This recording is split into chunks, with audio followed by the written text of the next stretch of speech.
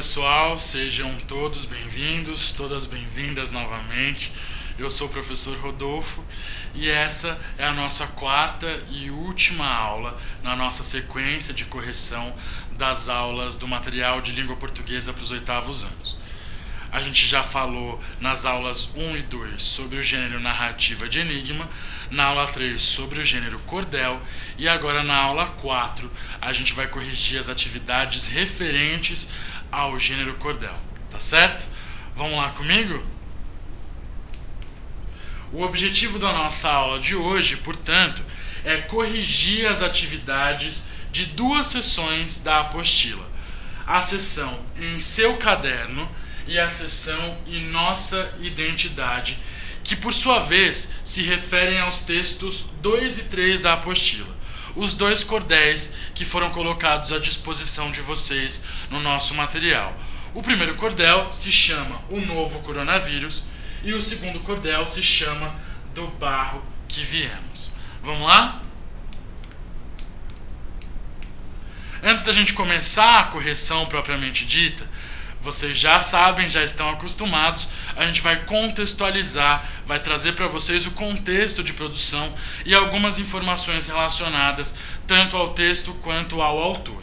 Então, nessa sessão de Olho no Texto 2, a gente tem o cordel O Novo Coronavírus, que foi produzido por esse escritor aqui, esse escritor e cordelista, natural de Aracaju, Sergipe. O nome dele é Chiquinho do Além-Mar. Esse cordel, como o próprio nome indica, é a prova da versatilidade desse gênero. Vejam, pessoal, o cordel aborda uma situação que a gente está vivendo hoje, mundialmente. Vejam, o cordel é a própria demonstração de que esse gênero literário, por natureza, é composto de muita versatilidade e que pode tratar dos mais diversos temas. Inclusive, essa é uma das características estudadas na última aula. A versatilidade de temas que podem ser religiosos ou profanos, políticos ou sociais e por aí vai. A segunda característica é a versatilidade do tom. O tom pode ser humorístico, pode ser sarcástico, pode ser irônico. A terceira característica é a linguagem coloquial, ou seja, a gente viu que não tem motivo para ter medo dessa palavra, a linguagem informal pautada pelo cordel.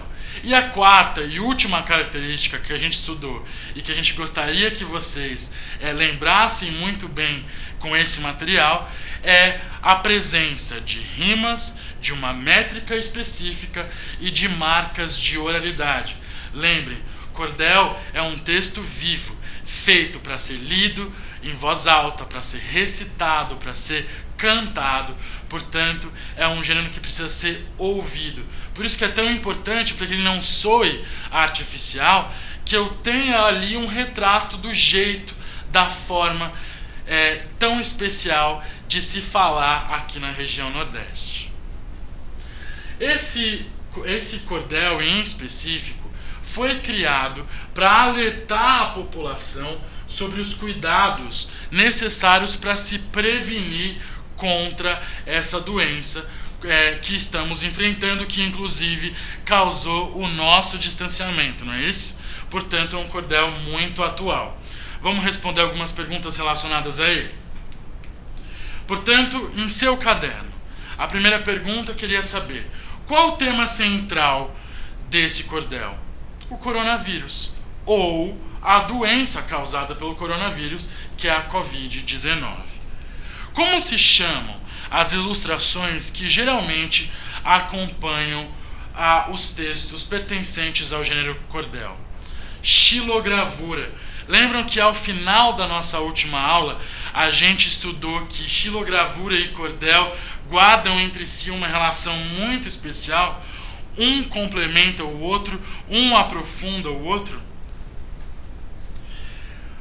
A terceira pergunta é a seguinte: o que o eu lírico do cordel tem um jeito peculiar de falar? O que a gente gostaria que vocês percebessem ao ler e estudar esse cordel? O importante que vocês percebam ao ler o cordel O Novo Coronavírus é que essa variação linguística evidencia uma maneira muito específica de falar, muito específica de se expressar. O eu lírico nordestino, a forma de falar repleta de determinadas marcas de oralidade que fazem um retrato específico desse gênero. Como a gente falou, um jeito bem brasileiro e, mais do que isso, um jeito bem nordestino de fazer poesia. A quarta resposta é uma resposta pessoal, então a gente não vai se concentrar nela. E a quinta pergunta é a seguinte: o que são, na verdade, cordéis? Se a gente precisasse definir formalmente, cordéis são folhetos contendo poemas populares expostos para venda, pendurados em cordas ou cordéis. Lembram da imagem da última aula? O que deu origem ao nome, aquela disposição onde eu tenho um barbante com vários cordéis presos por seus pregadores. O que é xilogravura? Essa pergunta 6 os convidava vocês para entender um pouquinho mais como essa técnica artística funciona. É uma técnica de gravura, xilogravura, na qual se utiliza madeira como matriz e possibilita a reprodução da imagem gravada sobre o papel ou outro suporte adequado. É um processo, pessoal, que no limite se aproxima muito com o processo do carimbo, tá certo?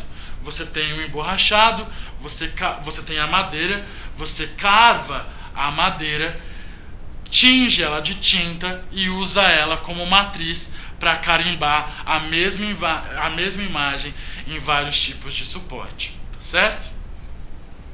Aqui em Caruaru a gente tem algum órgão, algum lugar, alguma instituição que cuide desse patrimônio tão importante para a história da cidade, da nossa cidade?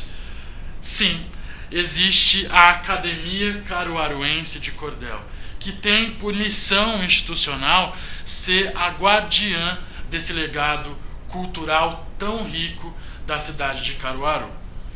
Alguns exemplos na pergunta 8 de cordelistas caruaruenses são Davi Jefferson, Olegário Fernandes e Jefferson Moisés. Tá certo? Vamos para a próxima sessão? Na sequência da apostila, a gente tem um segundo cordel, que é o texto 3, chamado Do Barro que Viemos. Esse cordel, agora trazendo um artista natural de Caruaru, um cordelista caruaruense, Jefferson Moisés, natural aqui da cidade, como eu já disse. Esse cordel, ele tem uma temática bastante interessante. Ele é, ao mesmo tempo, uma crônica, entre aspas, da criação da vida e uma homenagem ao legado cultural de Caruaru, retratado pela arte do artesão do barro, o mestre Vitalino. Como a gente sabe, o Alto do Moura, essa comunidade aqui de Caruaru, é o maior centro de artes figurativas da América e foi responsável também por colocar Caruaru no mapa a partir do momento em que a expressão artística dos artesãos do barro transformou a cidade e fez com que o nome da cidade fosse conhecido aí fora. O que Jefferson Moisés faz com muita habilidade e genialidade nesse cordel é relacionar a criação da vida com a criação dessa identidade cultural, que tem uma ligação inerente ao processo de criação artística do barro. Vamos responder as perguntas sobre esse cordel? Na seção Nossa Identidade, a primeira pergunta é: qual é a temática desse cordel? A criação do homem com reconhecimento à arte do mestre Vitalino. Qual é o autor? Jefferson Moisés, como a gente viu, natural de Caruaru. A terceira pergunta devolvia para vocês o seguinte: o que é verso? De uma forma muito simples e muito didática, verso é cada linha de um poema, cada linha que compõe um poema. A quarta pergunta quer saber uma outra coisa. Se você já sabe o que é verso, me responda então o que é estrofe. Estrofe seria, portanto, um conjunto de versos, um agrupamento de versos do poema ou do cordel. Qual é a composição do poema barra cordel do Barro que Viemos? Esse cordel do Barro que Viemos foi composto com 6 versos em cada estrofe. A sexta pergunta quer saber de vocês o que é rima. A gente sabe a ideia de rima, mas qual seria a definição de rima? Uma proposta de resposta é a seguinte: uma rima é a repetição de uma sequência de sons a partir da vogal da última sílaba tônica do verso. Vejam, é a repetição de sons, é uma repetição de uma sequência de sons a partir da vogal da última sílaba tônica do verso. Vamos entender isso com um exemplo? Que palavras constituem uma rima? Tem vários exemplos no cordel, mas a gente vai dar esse aqui. População rima com criação e rima com mão. Portanto, a vogal da última sílaba tônica do verso de cada uma dessas palavras estão todas em rima. Estão todas organizadas de forma que elas ecoem o mesmo som. A última pergunta quer saber que temas aí são homenageados, que temas centrais são homenageados nesse cordel. O barro e que aspectos de Caruaru são abordados de forma mais específica nesse cordel.